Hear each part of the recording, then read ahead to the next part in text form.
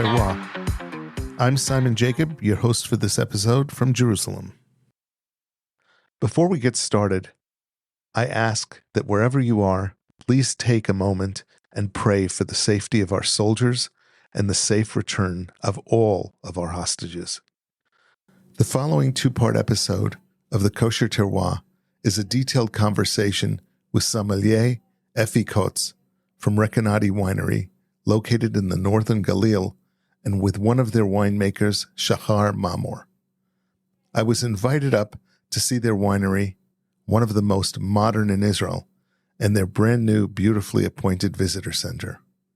With all the friction on the Lebanese border and being located just 8 kilometers away, they have made the brave decision to get back into their pre-Gaza war lives and open up the visitor center for business.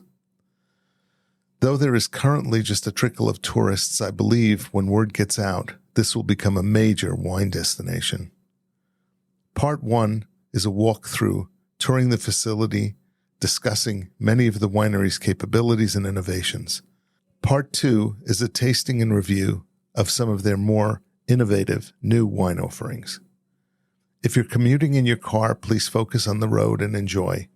If you're home, please choose a delicious kosher wine, sit back and listen in on this very tempting wine adventure. First of all, where are we? Exactly. We're in the Upper Galilee. Okay. One of the most beautiful areas in the world. This is the Benzima Valley. Yep. Under us, behind that hill, that's all the Dishon Valley. Okay. When we look to the right, we're going to the Hula Valley.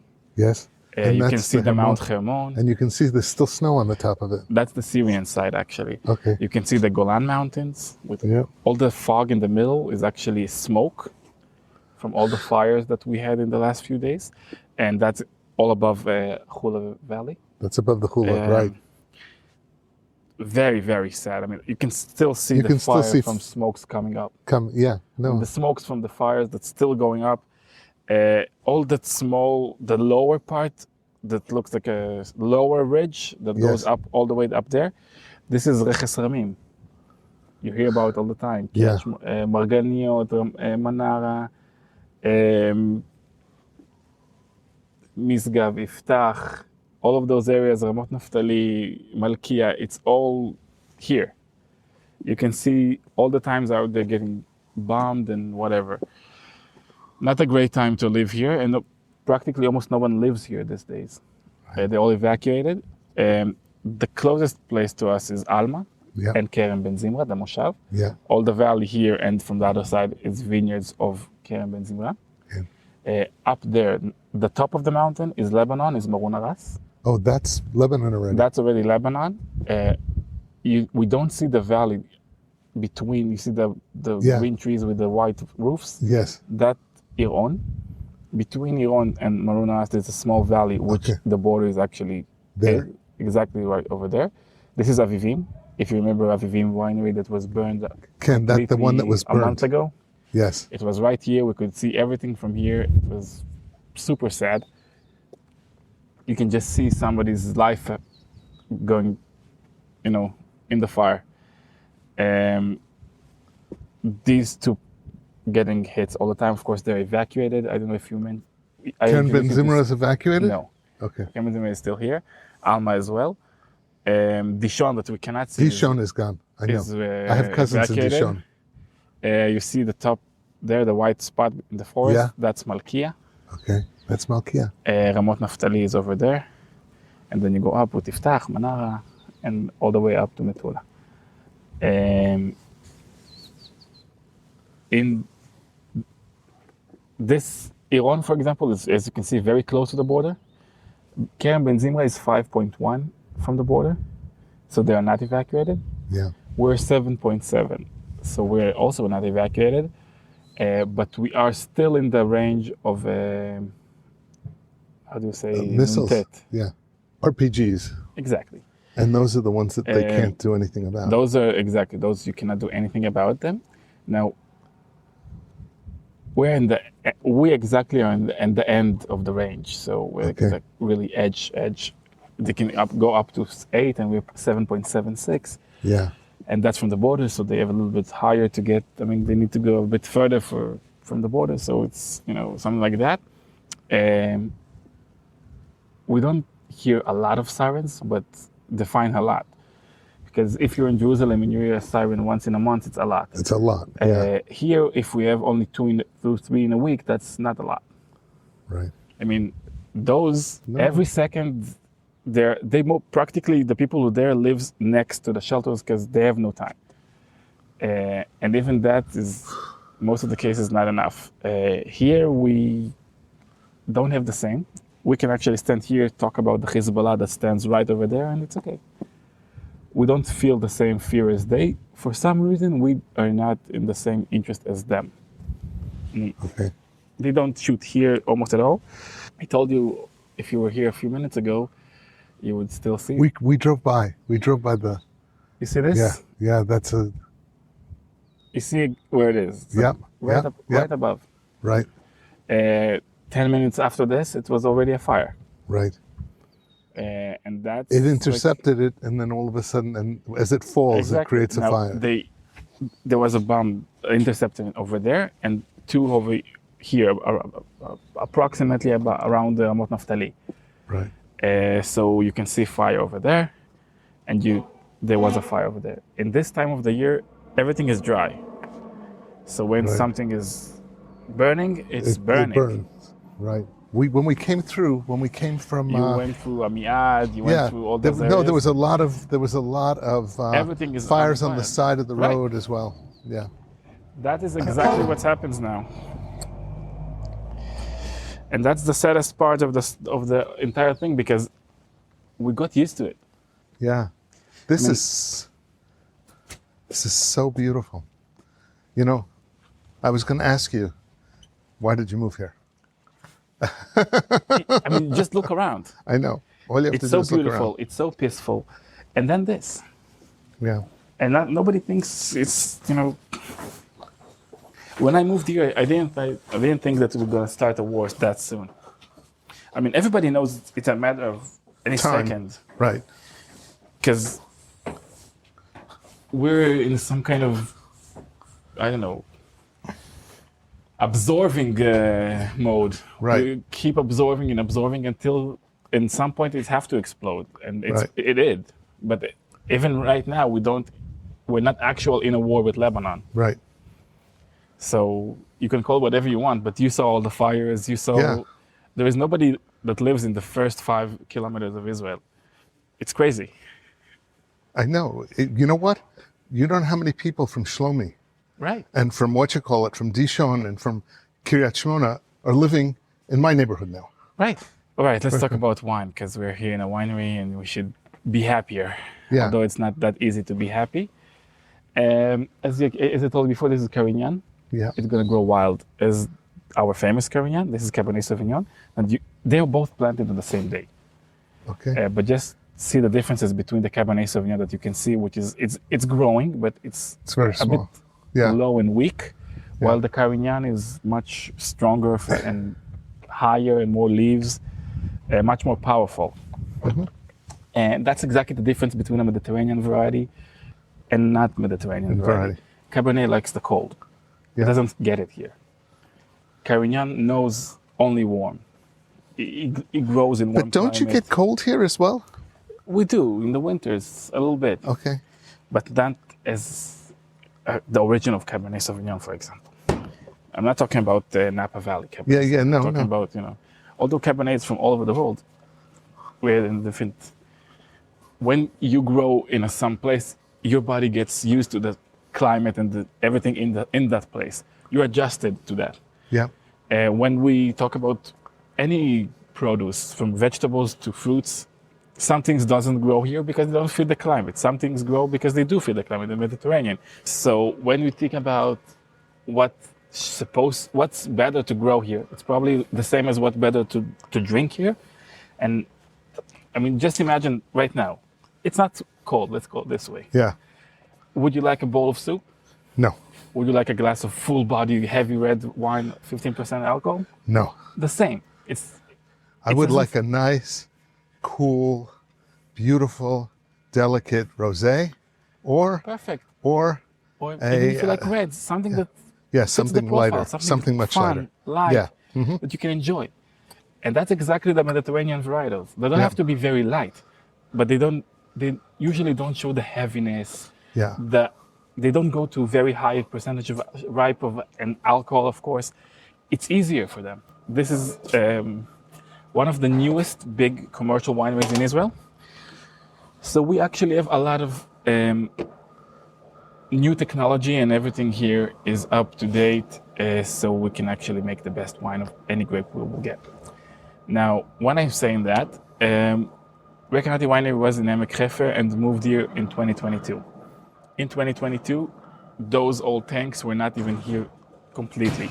Right. They were coming here during the harvest season.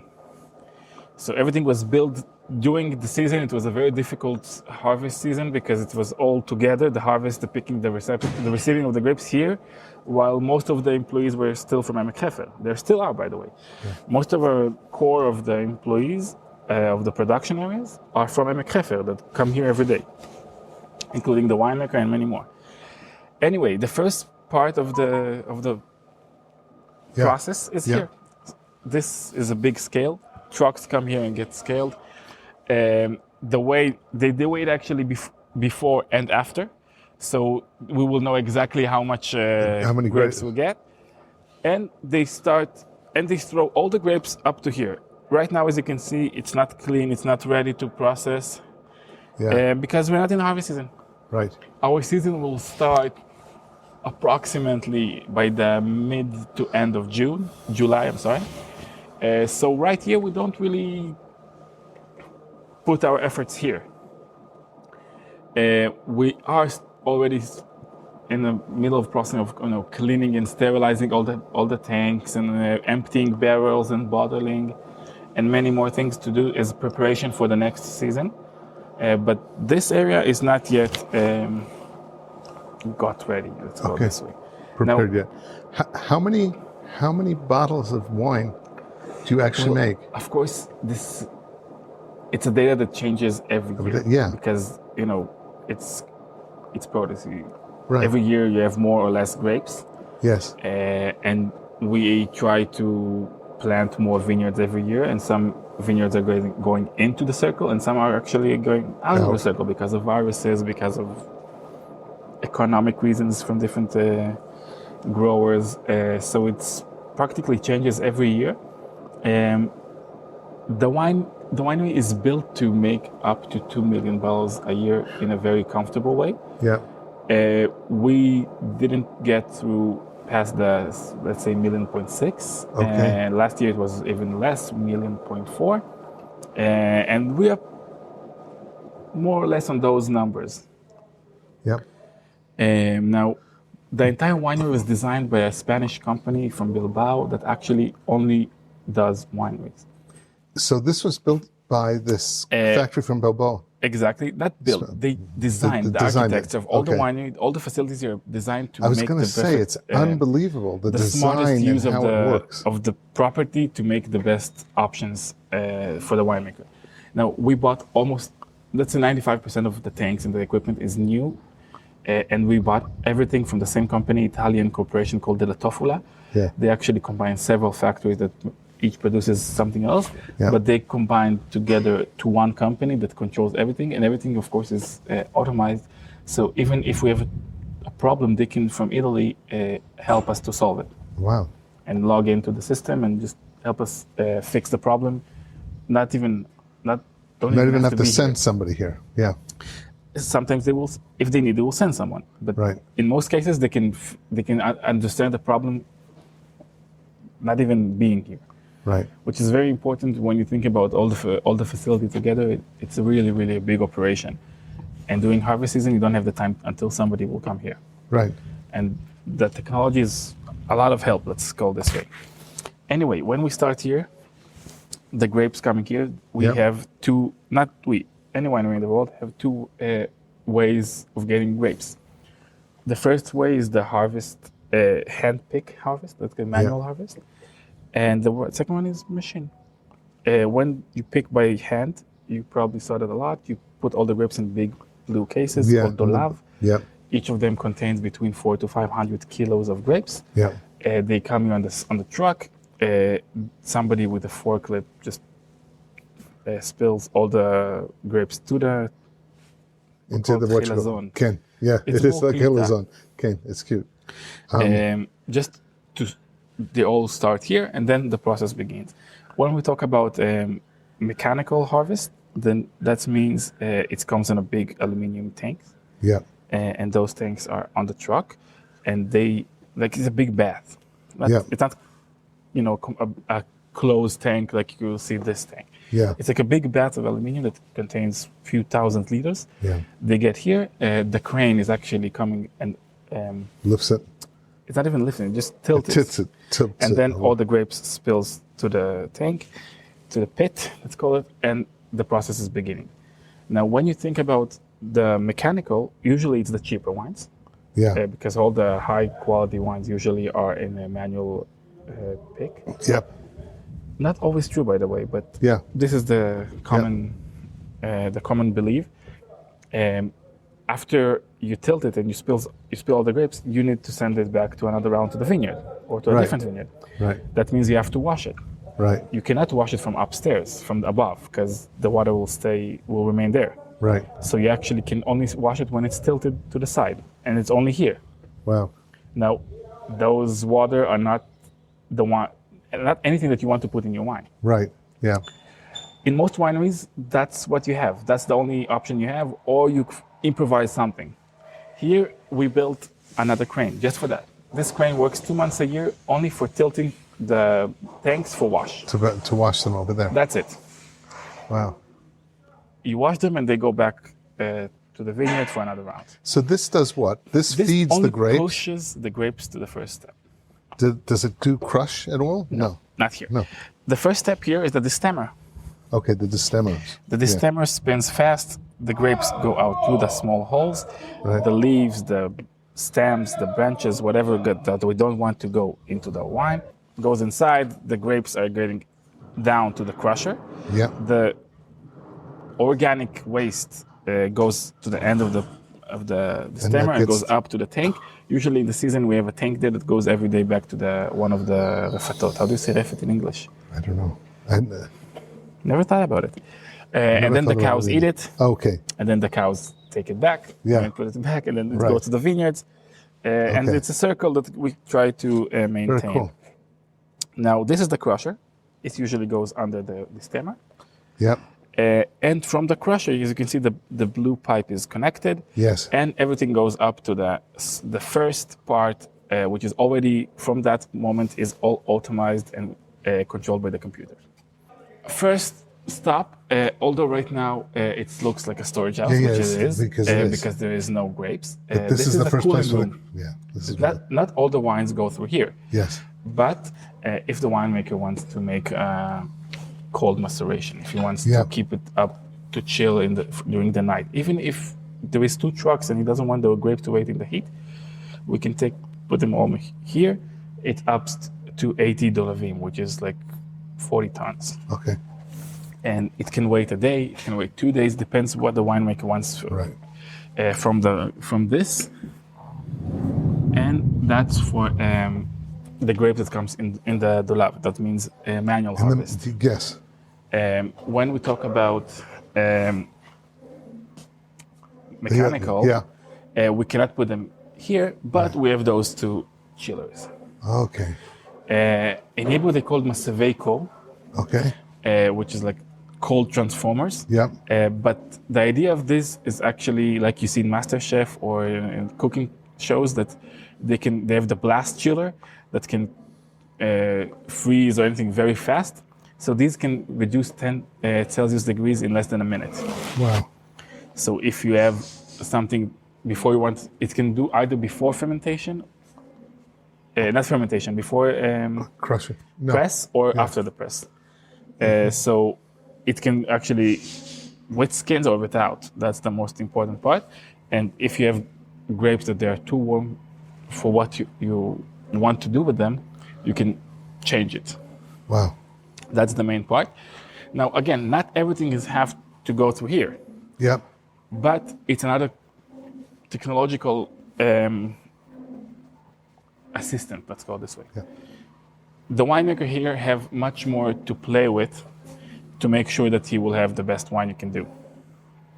Now, in the harvest season, you will see the wine start to go up the tube in the first window, and then the winemakers already can decide. It goes to chilling, it goes straight to press, it goes to the tanks. Everything from here is already from his computer. You have a computer in this room. You have a computer over there covered in the blue plastic right now. You have a computer upstairs in the laboratory. You have a computer in the winemaker's office. And you have everything even in his phone today. Right. So he can make sure that everything is going as planned. I'm showing you things that most people will probably won't see because it's never, nobody cares. This, for example, is the workshop. If we need to fix everything. So this is the place, barrels, whatever you want, we can change everything. This is empty. This is the control for the operation. Yeah. In harvest season, they all work from here.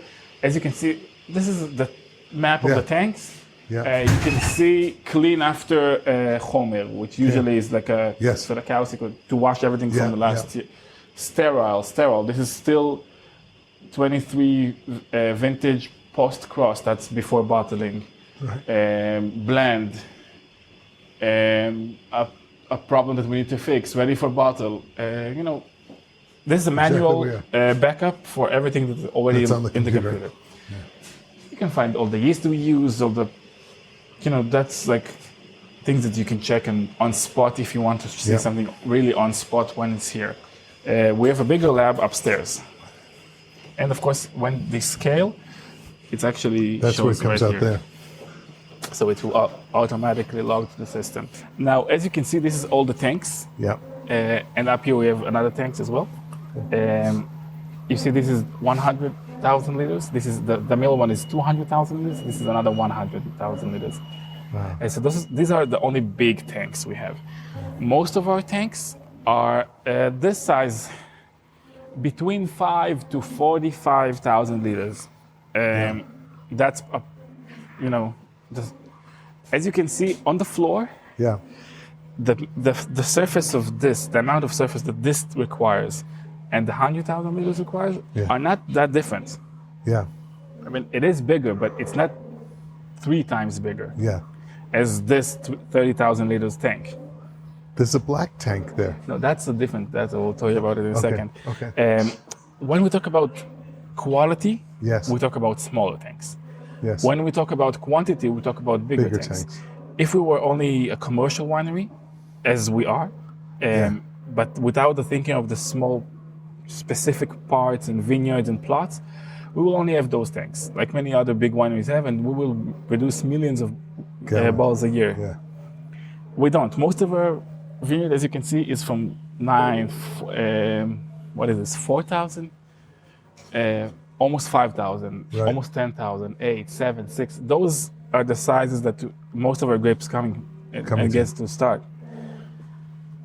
We try to receive every plot individually, every vineyard individually. So we don't have to blend in the beginning. We get the quality, we understand the process. If it's going to be one of the blends, then it's going to be like Galil series, for example. Yep.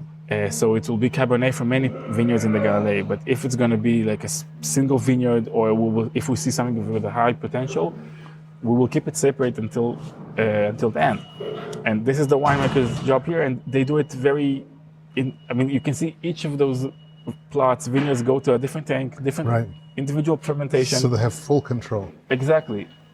Whatever goes to big Galil or anything, they will move after that to the bigger tanks, or Yasmin, Yonatan. But we start with as much as we can controlling on the process, so we can always make sure that we don't miss anything, and we still be loyal to the terroir.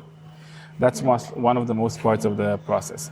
Now, when we talk about white and rosés, they go straight to press and then the fermentation process. As you can see here, another thing that you probably won't see in many other wineries, we have 2 press. Right. 2 press machines. The first one is classic, is exposed to oxygen. Here we have no oxygen exposure Yes. at all. So there's no You can see there is no holes on the side and no tank, no bath tank. It all gets to the small tank, and from here it goes to the tank for the next spot. It doesn't have to be a tank. But there is no exposure to oxygen. Now, oxygen is not the enemy of the wine. Yeah. It can be its best friend, but it can also be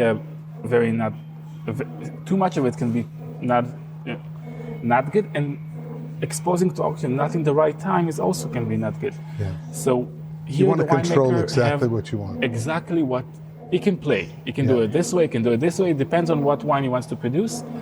And with that, he can, make sure that his wines will be exactly as he wanted. Now, another thing when you talk about fermentation, you like a lot of boutique wineries. Yeah. Usually they don't have this size of tanks. One tank of those can be more than their production in the entire year. Yeah. But when we talk about fermentation tank like this one, which is 30,000 liters almost, the process is a bit more different, because if it's 5,000 or 3,000 liters tank, when the fermentation starts, then you punch down, you make the process easily. You cannot punch down this kind of size of tank, so we have pump over. Pump over. It pumps and keep it circularized. The circle is always going up from. It's takes from the bottom and put it back on top. Circulation. Now, the circulation is nice, but it not always guarantees that the layer of skins and that goes up in the fermentation will break. Yeah. So here, because most of the tanks are new, we have another system. It's called air pool. This is only during the fermentation. It's a jet that's aimed to the center, and the winemaker can decide, like say 30, 40 seconds of a very powerful jet stream to the center of the open. Breaks open. So it guarantees it will be open without always, keeping it open and making sure and entering a lot of oxygen or anything else to the tank. And of course, each of those are isolated and always broadcasting what's going on inside to the computer. So we always know what's inside without even opening the tank. Unnecessarily open the tank. Wow. So as you can see, in this area as well, they put a lot of money and investment just to make sure that the winemaker will have all the equipment he wants, all the tools that he wants, to make sure this will get him the best wine. And yet, what we believe in Recanati, that we don't try to, manipulate the wine. We try not to destroy the fruit. Right. And this is the most important part. Now you asked about the black tank. Yeah. The black tank is actually מתקן טיהור שפכים. It's for the sewage. Okay. As a productive industrial factory, we have to clear all the sewage before it goes to the sewage system. Okay. From any materials that now most of the wineries or most of the factories in this area don't do it. Because we're new, they asked us to build one of those. Actually, we have two. And the reason for that is, ecological, to keep the system as safe as possible and not sustainable. Spilling sewage, dirty sewage. When I'm talking dirty, it's not like dirt, it's chemical dirt to the sewer system. Most of the wineries just send tank to the local city, מתקן טיהור שפכים. We have to do it by ourselves. You have your own. Now, the most stupid part about it is that rainwater, which we have a lot, this year we had a lot, thank God, are not, the facility cannot process them because they have no sugar or anything in them. So it's not dirty, so they don't know how to process it. We have to make the water dirty so it will start process them. Okay, this is a mavushal machine? This is, we can do the mavushal machine. Yeah. And we can adjust temperatures. Okay. For example, before bottling, we cannot bottle the wine in 12 Celsius degrees or 14 Celsius degrees. because when something is cold, it's getting shrinked. Yeah. And when it's getting warmer, it's expedite. So it can explode. Yeah. The labels will not stick as well because they will get sweaty. Yeah. So before bottling, for example, we can change the temperature to 18, something like that. So the wine will be in the right temperature for bottling. And we will make sure that nothing is exploding on the way. Now, what you can see here is actually already ready wine, which is usually not here. The reason it's here is probably because a truck's supposed to come any second and take it. All the back layer is bottles, empty bottles. You saw it here, you will see them there as well. If you were here a month ago, even a bit more, this whole huge place was covered in bottles. It's good that you had them because with the Ukrainian war, there was an incredible shortage of glass bottles. There is a shortage because of the Ukrainian war, and after that, the Houthis that stopped the shipments bottles to Israel. So we just order as much as we can, and they're still coming. Whenever there is a shipment here, we get some more bottles. Now we're skipping a part, but we will get back to it. Okay. This is the bottling. Okay. In this hall, we bottle 3,000 bottles an hour. מה קורה לי, שי? Feel free. No problem. We bottle here 3,000 bottles an hour. Now, it's almost completely robotic. A person puts the bottles on the machine. This way, you make sure the bottles are safe and not, chipped, broken, anything like that. And then,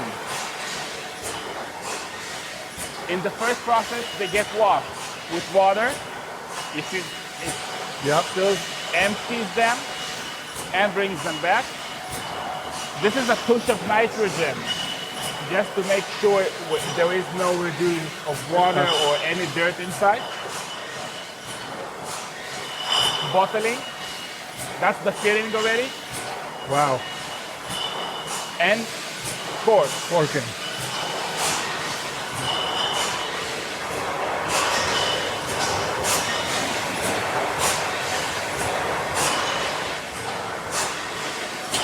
Over here, this is projecting a little bit of heat just to make sure that the bottle is dry. This is the capsule. This is the capsule.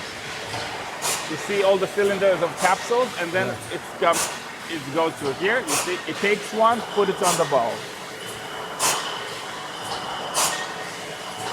You see, amazing. Over there, it gets sealed with heat. See how each ball gets up, sealed, and goes on. And then all the labels. Here we get the labels.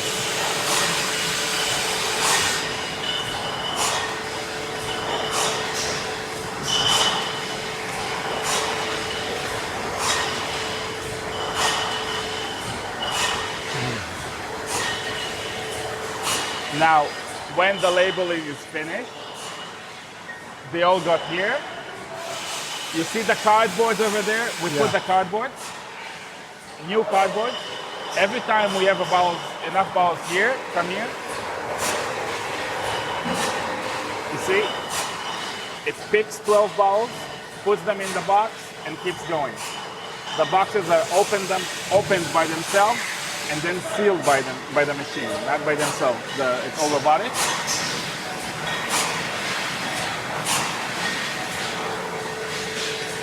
Wow. This is the box.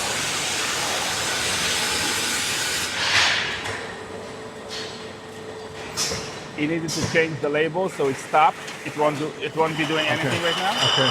Now you can see the boxes keep going, and they get stuck up to the next totally robotic. second. Anyway, as you can see, the next step after it goes up, this is the next part that a human being touches the wine. Yeah. Unbelievable.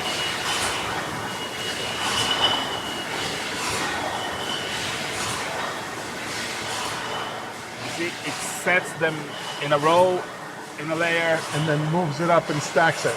Exactly. It's unbelievable. Very sophisticated. You can stop the video. It doesn't gonna get any more interesting now. It's amazing to me. If from any wine that we make, we also keep wines with no label. Yeah. Because sometimes we need to send more to France or to UK, US. So you see, for example, unlabeled. Yeah. And then by demand, if it's Israeli market, any other market, this is only for labels. We open the bottles, stock them, labeling, and repacking them. This is a lot of effort, but it just not to stop this from working. Wow. Wow. If you ever wondered how 1 million bottles would look like, this is how. Unbelievable. A bit more than 100 wines, 1 million wines. As you can see, this forklift is very high-end. It goes up with the driver all those floors. You know, after the wine is ready, they already know where to put it. And it goes up the place he wants to put it.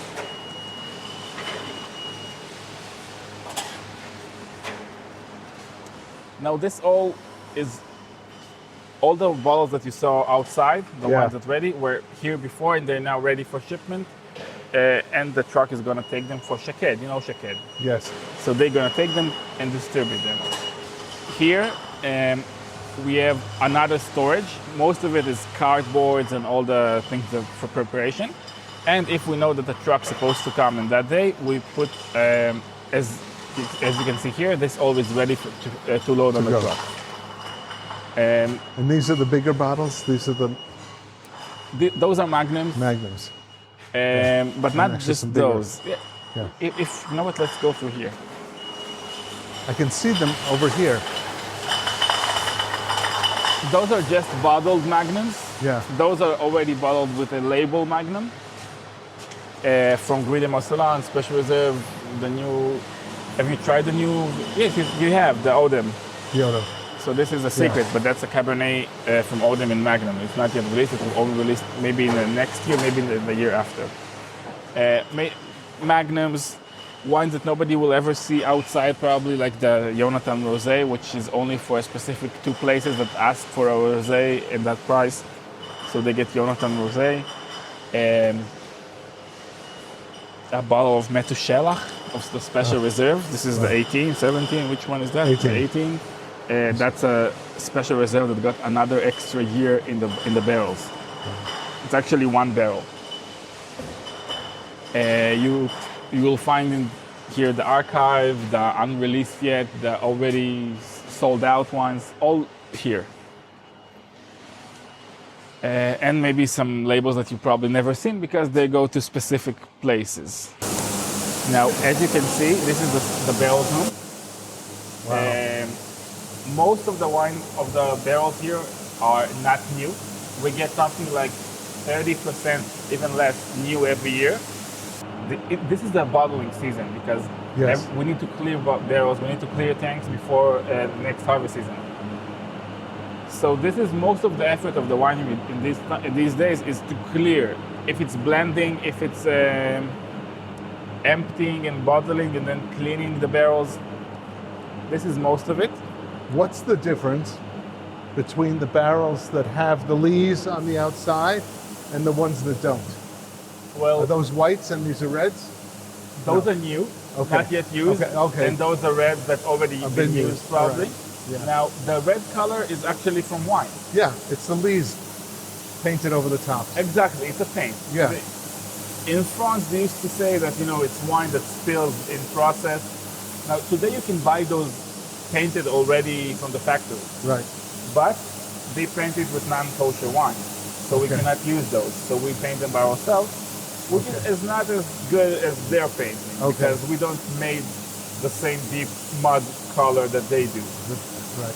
They use very port sweet wine or something like that. Now, as you can see here, most of our barrels are 500 liters. Yes. And they all from the same barrel maker called Cavan in Burgundy, northern France.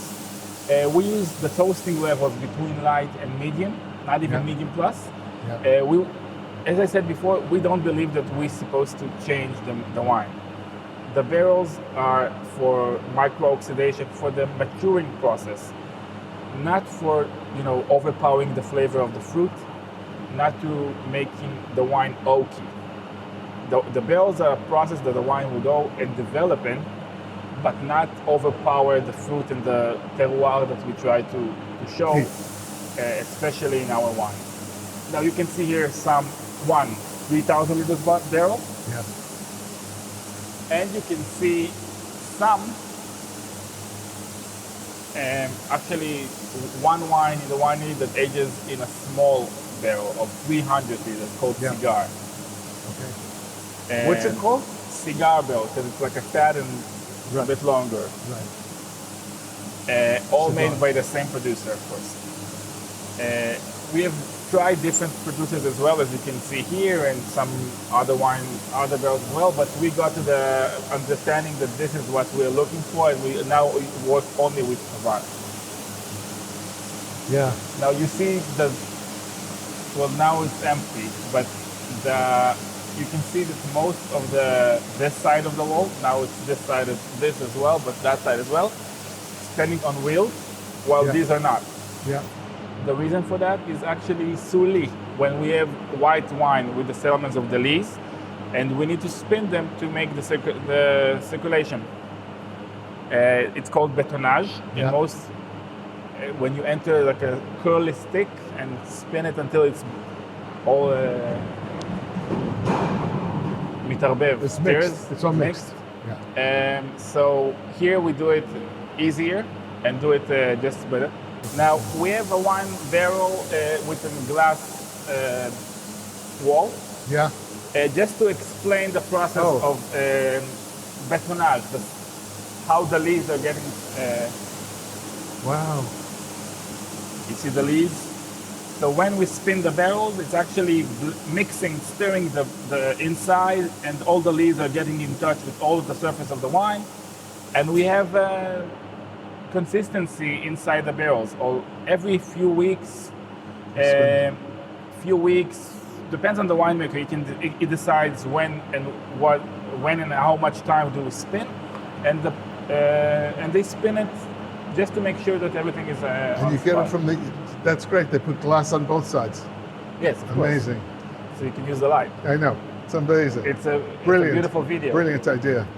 Now, because this is all underground, as you can see, and we wanted to make. Usually in fermentation, you cannot ferment in this temperature. It's too cold. Yeah. Not only classic fermentation, but also malolactic fermentation needs a bit warmer temperature. Now, in most wineries, they take the barrels outside. Yeah. And then they try to make it under the sun, and always check the process. Now, here we built the cellar, divided to two different facilities. When I close these doors, this is completely isolated.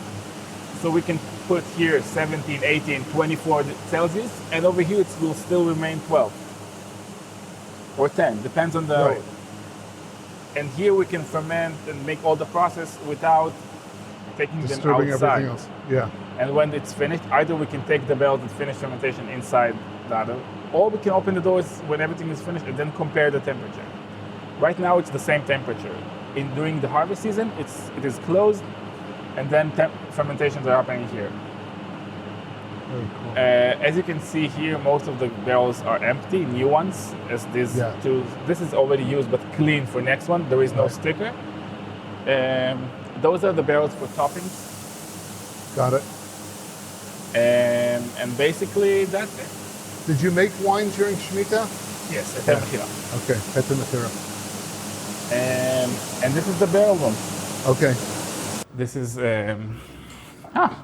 Lilach, Shahar. Shalom. This is Simon. Simon, pleasure. Shalom bracha.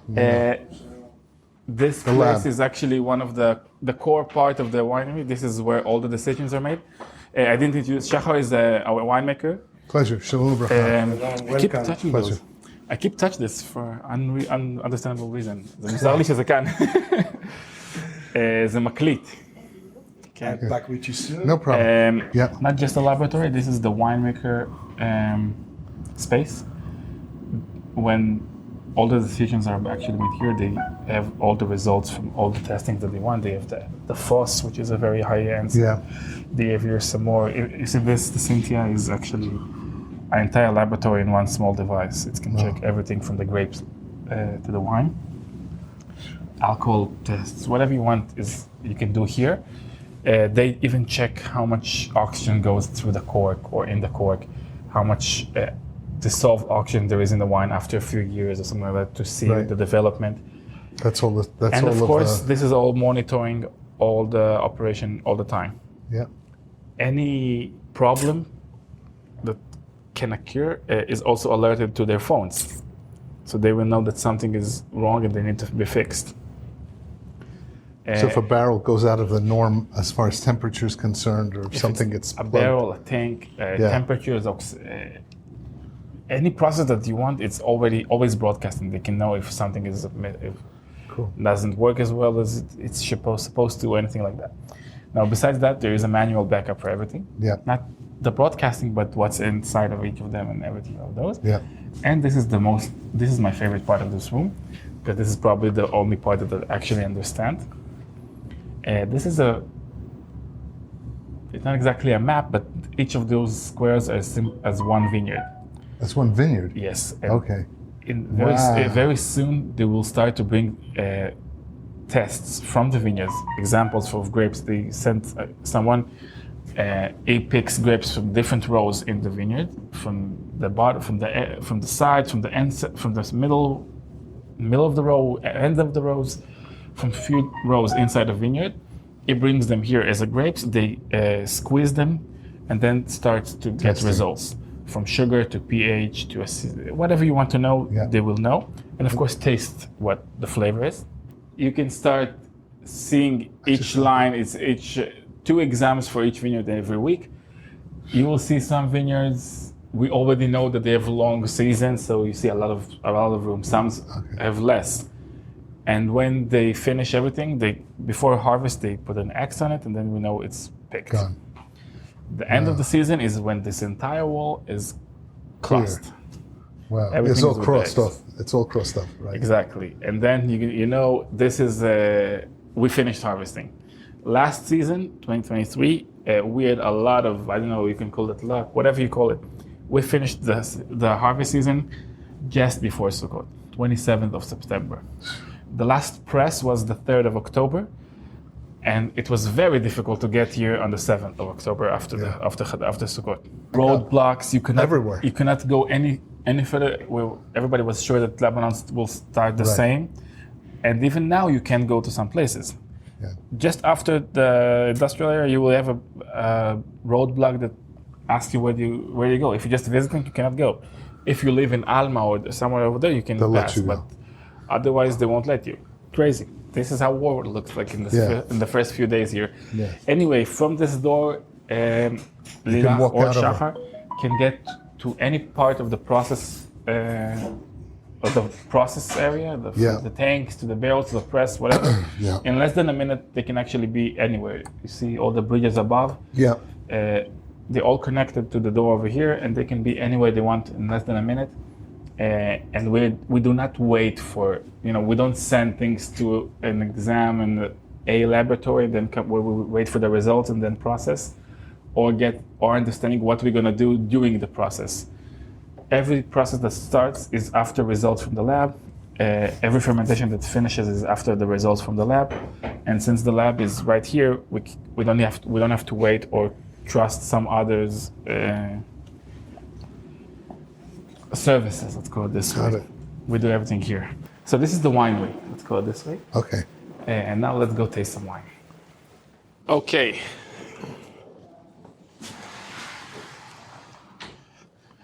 So just a few words about the food that we serve here, which is, a little bit of a weird time for us because you don't want to buy a lot of dairy products because they go bad very quick.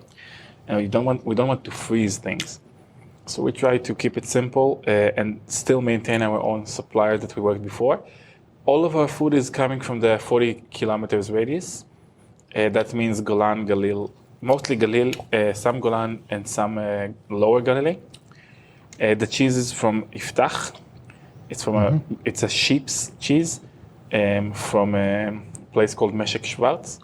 The bread is from Kibbutz Moran, which is a bit lower Galilee. We used to have another bread from here as well, but it's evacuated, so we don't have.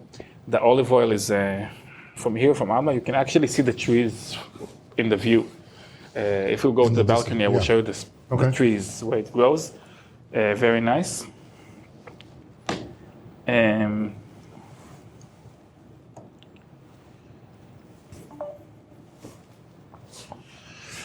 So it's we try to keep it all local. I mean, there is not much of tourism right now and not much of awareness for the area of the north, and nobody wants to come here. If you would walk around, even weekends, which usually we're packed, it's empty. Nothing is. Nobody's outside. Everybody's in a weird sense of fear. Not weird. I mean, it's understandable. I know. So. 1 second. Yeah. To sync the mics. By the way, this is the sound of a crystal. Yep. If it's a glass, it's a different sound. This is Toltzley. Yeah. Anyway, the first one we're gonna try is actually a Petnat, the short for Petit Nat Natural in French. Sparkling natural wine. When I say natural, that means no added yeast, no added sulfites. Wild yeast, that means the Really yeast wild yeast? Yes, Wow. we don't add any yeast to this wine. It fermentates in the tank spontaneously, and when we see before it's about to finish the fermentation, we bottle it. Well, it's still fermenting, so this is the result. And we got here a sparkling wine made of Marcellan, and it's sparkling in the most natural way of winemaking. Of course, it's unfiltered, uncleared. No, that's for you. That's it. I have a glass here. Okay. Unfermented, Unfiltered. unfiltered, uncleared. Of course, it's fermented. And it's natural wild yeast, so we can't really tell exactly when and what is going to happen to the wine. If you look, you will see the bottom is full of lees. Yeah. It's part of the process. Yeah. And that's part of the beauty of Petnat. This is one of the most, this is number one beautiful looking. Definitely. The color is beautiful. It's Color is an orangey, incredible pinky color. orangey pink. The smell is a bit funky. Well, when I'm saying funky, I'm saying it's not the usual smell of rosé. This is a rosé from Marcellan. And it's not the usual smell for rosé. It's a bit more funk. That's the natural yeast. The wild yeast. All the yeasts are natural, but this is a wild one. You can smell the fruit. You can smell some kind of This is also one of the best funk Petnats I've into ever it. tasted. The fizziness, the mousse is really cool. It's really nice. It's elegant. It's fun to drink, especially on a hot day. This goes perfect.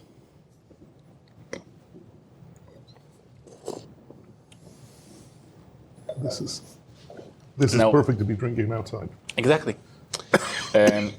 Of course, it also varies between bottles. Yeah. Sometimes it's more of that or more of that, because you cannot really control how those lees behave. Let's put it closer to you. So it will be easier. You cannot control lees when they're not. Right. It's the wild lees. The yeast is wild, so you cannot control it, how it will react. So sometimes you will feel more or less of any of those. Anyway, Petnat is a sparkling wine that the cap, it's not a cork. Yep. It's called in Hebrew, keter, like crown, the same stop you put to as beer. Yes, and that's vodka. because of the pressure of fermentation inside a bottle. It still happens. That's why it's still sparkling. It's a very fun kind of wine. We make the Petnat every year from different variety. This one is Marcellan. The 23 is going to be actually white wine. It's going to be Colombar. And it's really interesting. This is the 22? Mm-hmm. This is delicious. Crazy delicious. Is actually in a very nice phase of his life as well. Well, the fruit is coming forward with all the surrounding.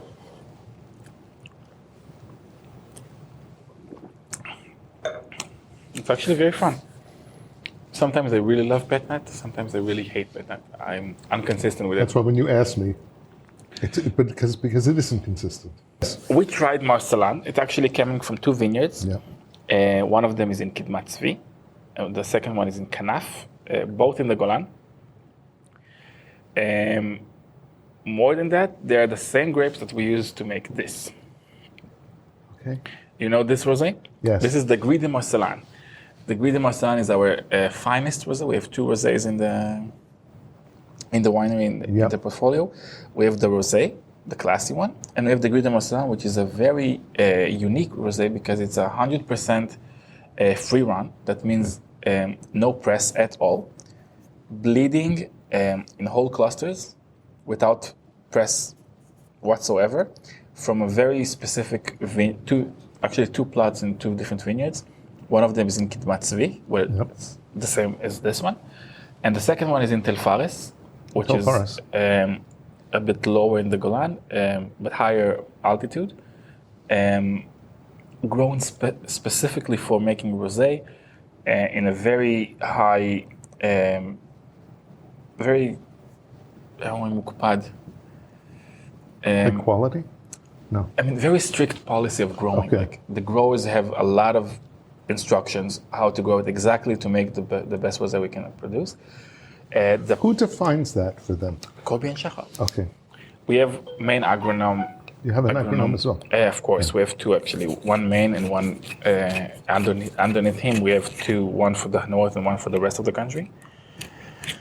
And they work with all the growers that grow grapes for us.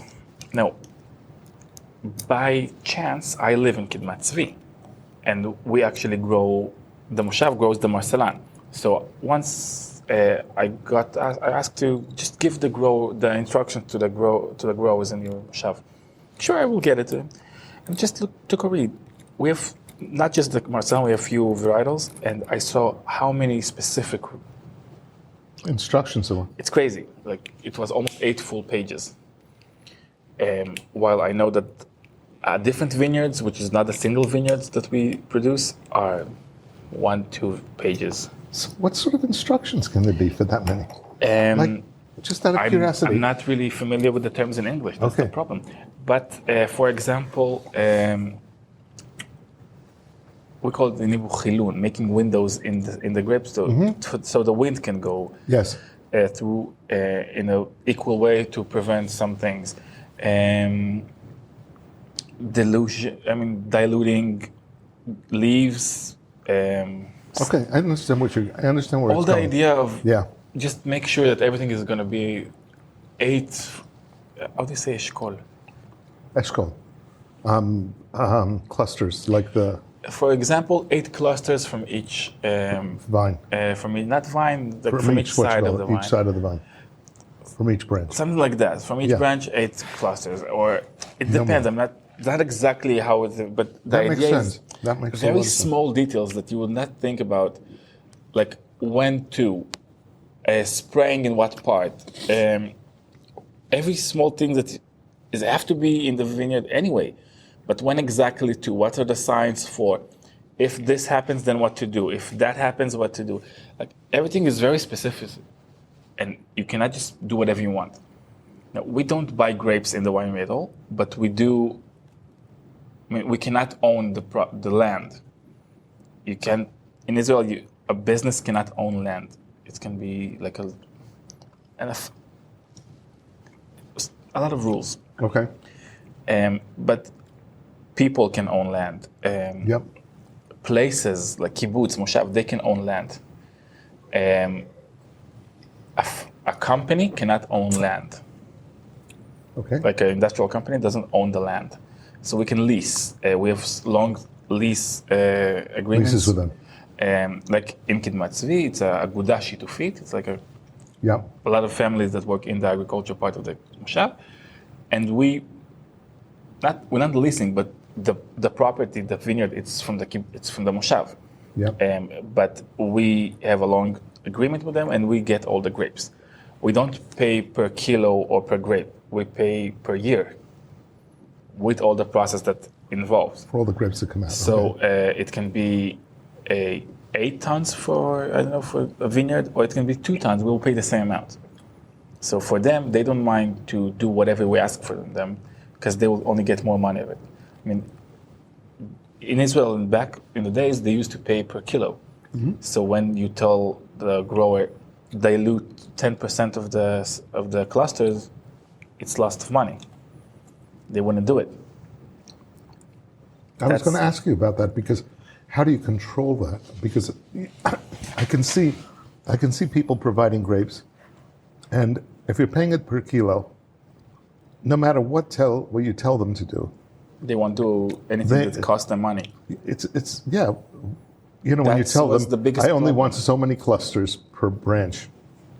So what happens if they leave an extra cluster, what have you? But if they leave it on all of the vines, where's the incentive for them to cut back and shear, cut things off and throw it away? Exactly. And what have you? So you pay. The biggest problem of Carignan, for example, was that when it come here, the Rothschild brought Carignan to Israel, and they used to pay Agudat HaKormim. They used to pay by weight, as any other normal agriculture business. But you lost all the quality, because Carignan can produce a lot of grapes. So it can get you 3-4 tons per dunam. I'm talking Israeli measures. No. Perfect. And when we talk about those quantities, the quality is very low. When you talk about reducing quantity and increasing quality, it costs money. And if you're not paying for the quality, then they won't do it. In Recanati, we're paying not by quantity, so they don't care. I mean, if the end result is, I don't know, 1 ton per dunam or 6 tons per dunam, for them it's easier even to dilute more at some point. They don't care about the money in this case, because they will get the same money for the entire year for the whole process that needs to happen in the vineyard, which is already specific written in the instructions. And the agronomes are going with them all the time, explaining, teaching, showing, checking, looking at and they're working together with those growers just to make sure that we will have the best quality in the end result. And that's what you will see in most of our wines. We try not to overpower the wine in any other way. We try to let the fruit talk. And that is the most important part in the vision area of the winery. We try to show the fruit, the freshness, the Mediterranean style, if it's not a Mediterranean varieties, to make it fun to drink, even in a hot summer day. So now we're gonna go to the next rosé. Yeah. The Gris de Marcelin that I was talking about. So it's the same grapes grown specifically for rosé with no press at all. Very sharp flavors, fruit forward, but not fruity, not like the tutti frutti style. It goes a bit more mineral, a bit more acidity. This is available on the market now?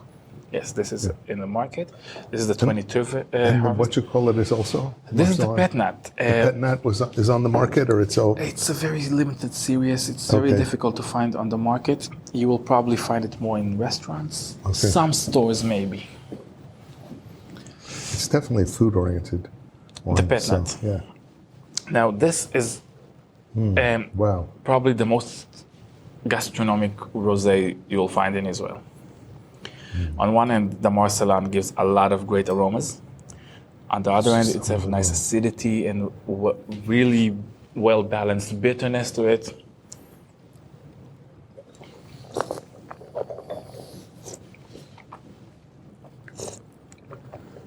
I love the balance of it. From the front of your palate through the mid-palate. start with got fruit, a nice but finish. It's got the acidity, the bitterness, all the small parts in the middle that balance it together to like very gastronomic wine. We try that with sushi, with pizza, even with like not fat meat, like minute steaks or carpaccios, raw meat. It's amazing. Wow. It goes with raw fish, salads, appetizers in general, and even with creamy like cheese or cream pasta, those things, it actually goes really, really well. What is that? That's fatite. Yeah, this is... This is actually really nice. They made really good cheese. Anyway, so this is a version of a Mediterranean rosé. Yep. Now, this is a Mediterranean gastronomic rosé. We have another rosé that is a bit more to the crowd pleaser, let's call it, although it's not an official name for it. It's Syrah and Petit Syrah that goes a bit more to the fruitier side. It doesn't require food next to it. It can be perfectly balanced, to the beach, the pool, to the port, balcony, right. Anything like that you can just enjoy on a summer day. This is a bit more sophisticated rosé. And although it's not labeled a single vineyard because it's two vineyards, it's treated as a single vineyard. Because each of those vineyards are really, really high quality level. Let's see, where is Shahar? It's lovely. It's delicious, actually. So really is delicious. Rosé, wow. Rosé is really coming into its own these days. Definitely. This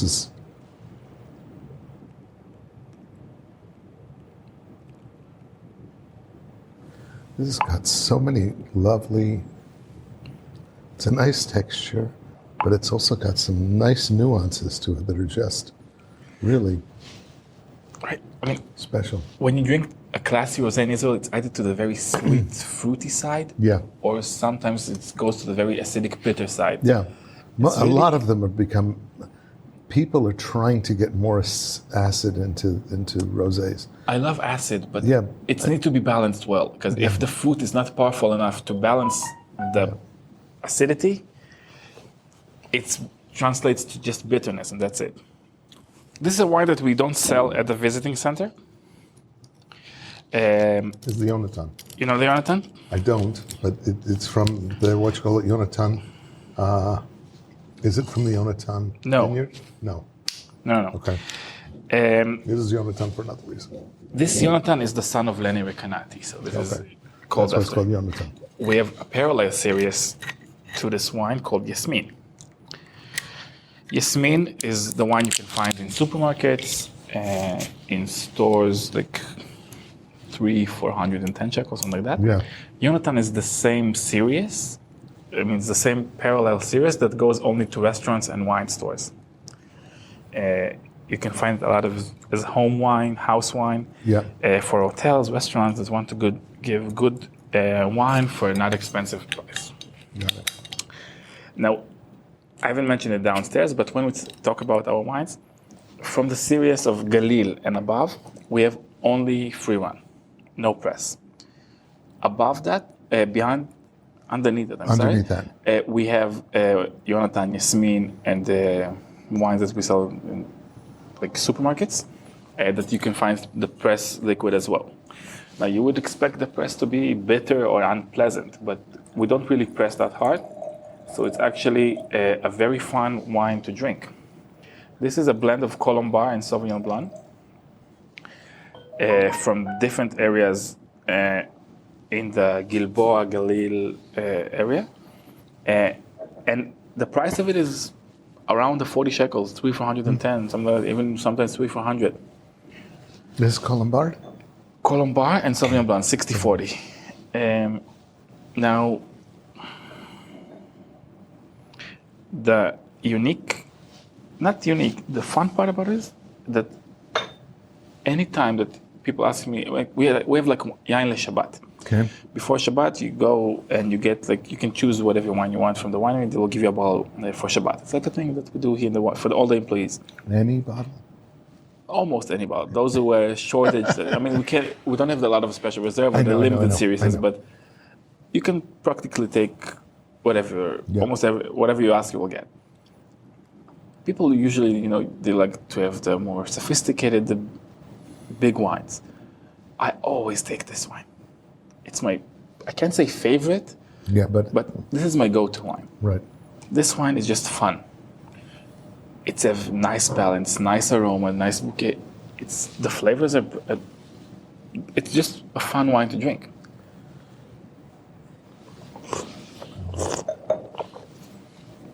The complexity is nice.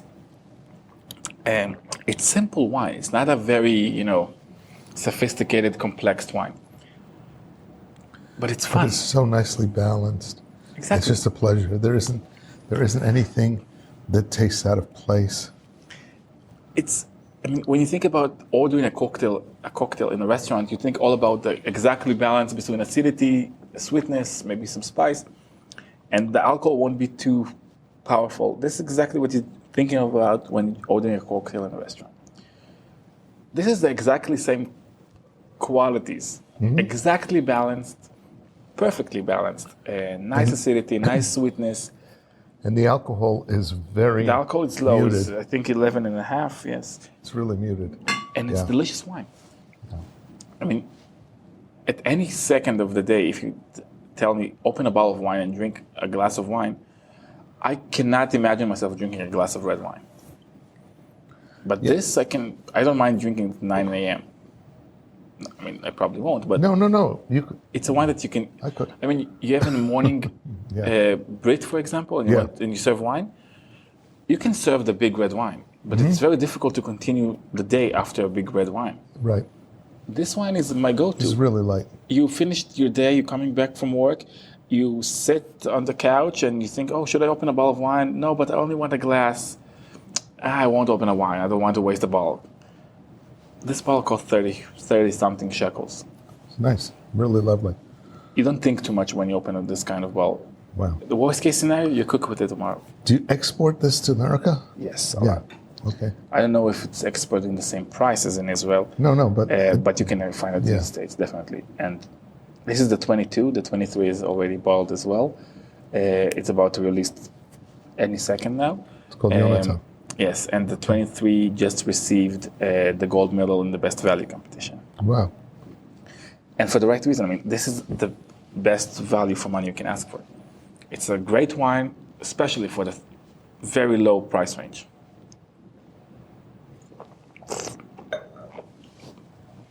Awesome. This is really awesome.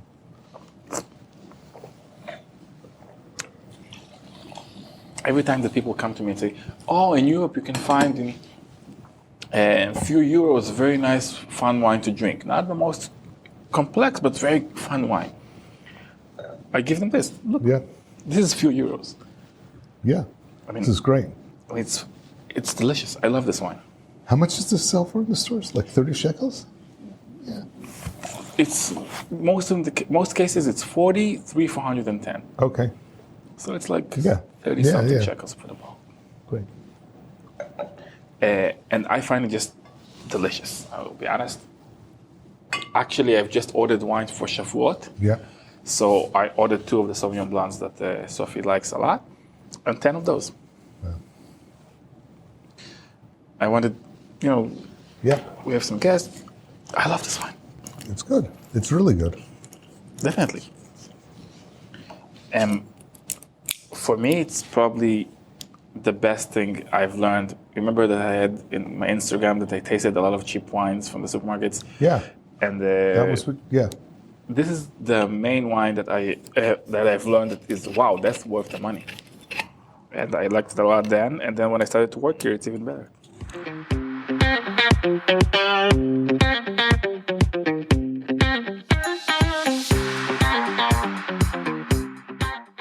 This is Simon Jacob again, your host of today's episode of the Kosher Terroir.